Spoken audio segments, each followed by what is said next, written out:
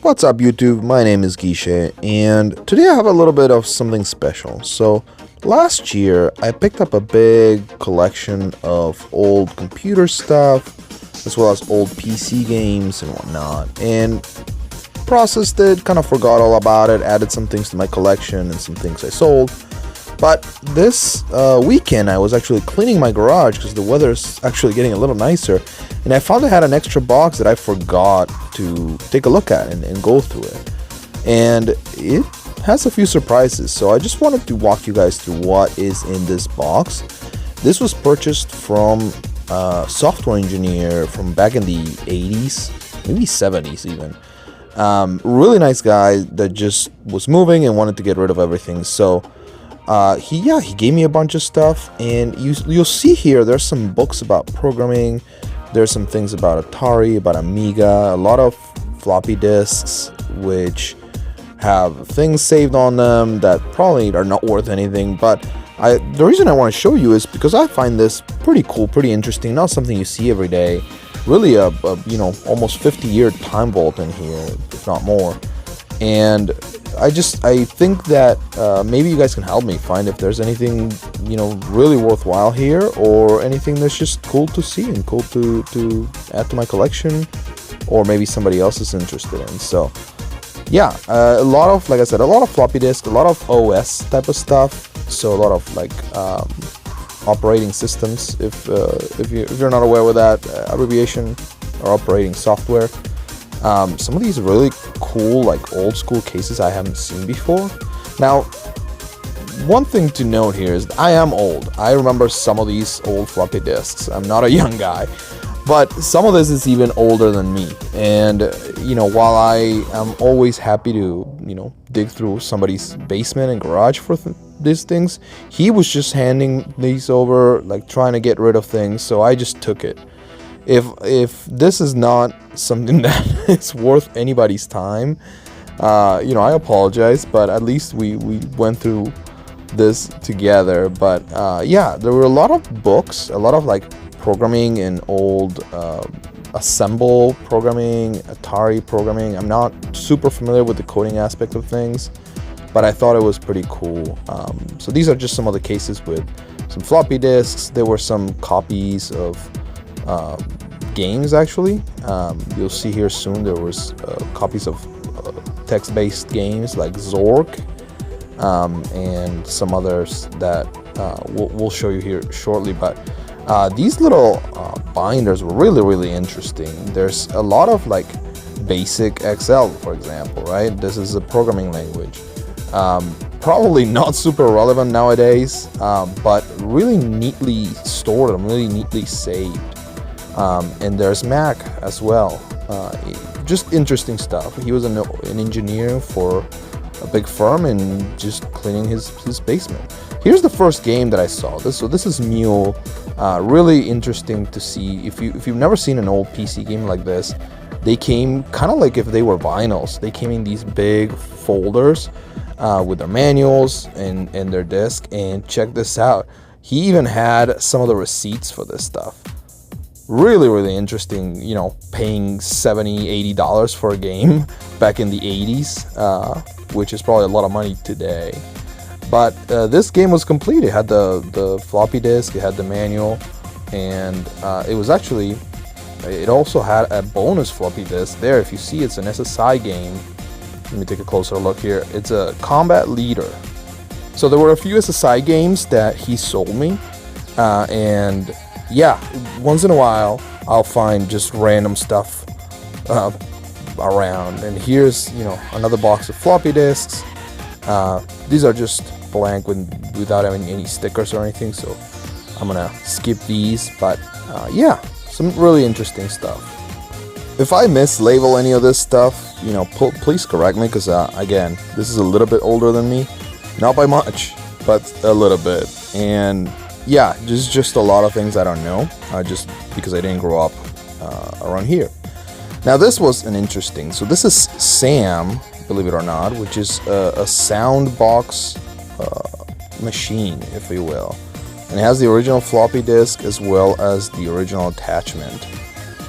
It was basically a text-to-speech software, really a pioneering one from what I've looked at.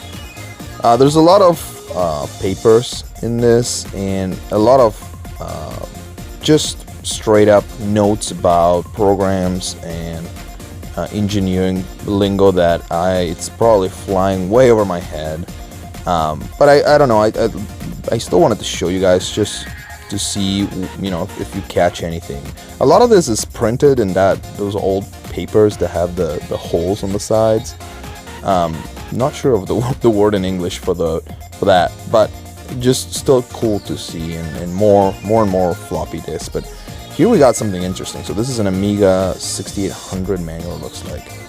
I don't know, just really interesting. I guess it's not Amiga, it's AMI microprocessors, my bad. Check out this commercial, this ad on some programming papers. Santa's bringing all the cool coding things. A lot of really interesting old school Atari programming books. Remember back then there was no Google, right? If you had to search something, you had to grab one of these books and hope you were able to find what you needed, you know, that entry or that command to make sure, you know, you could work through your software.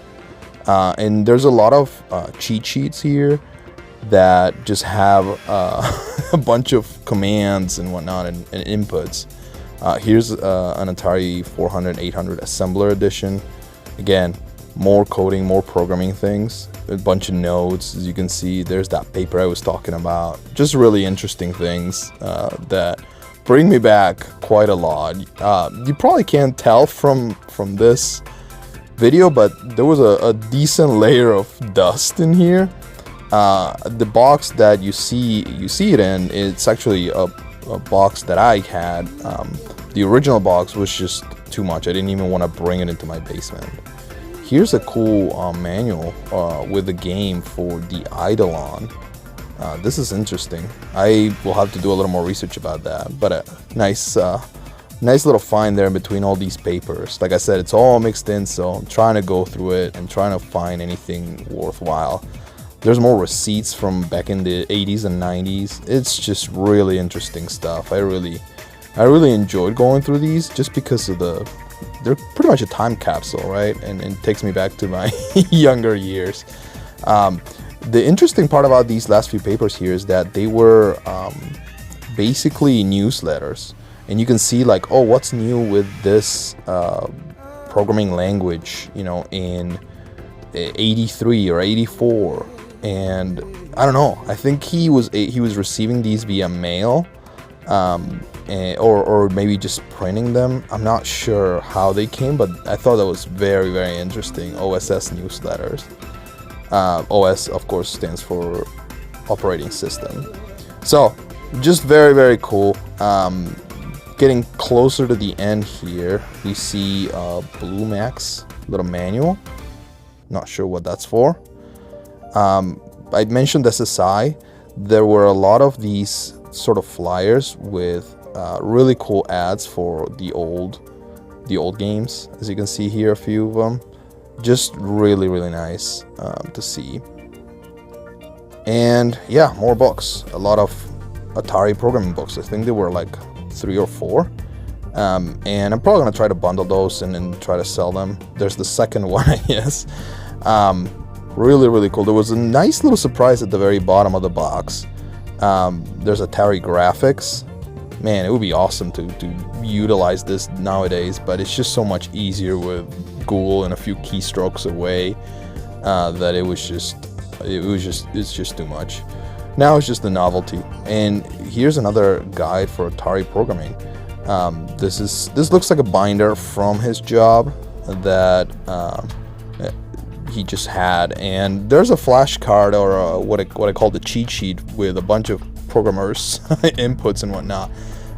Very interesting, very, very cool to see. I hope you guys are enjoying these types of videos. I try not to do too many long forms because I feel like people nowadays don't don't have the time or don't want to sit through a bunch of videos, but I felt like dividing this into a bunch of smaller videos was just not where I wanted to be at. Here's the last binder with a bunch of technical reference notes for the Atari programming. More of that printed paper. Yeah, this takes me back. Taking the edges of that paper was just so satisfying. A bunch of notes and charts and whatnot. It makes you think, right? Being a programmer today is so different than being a programmer, 30, 40 years ago. It's so much easier nowadays. Now, of course, the technology has evolved as well, but I just kind of put myself in that headspace for a minute, and it just, whoa, it's crazy. I found a receipt here at the bottom. Not sure for what, but nonetheless, another cool find. But there's one more find at the very, very bottom that I don't know how I didn't fish earlier. And this is the Atari cartridge for the Atari, I think it's 400, right? The Assembler Edition computer language. Anyways, guys, thanks for watching so much. I appreciate your time, and stay subscribed.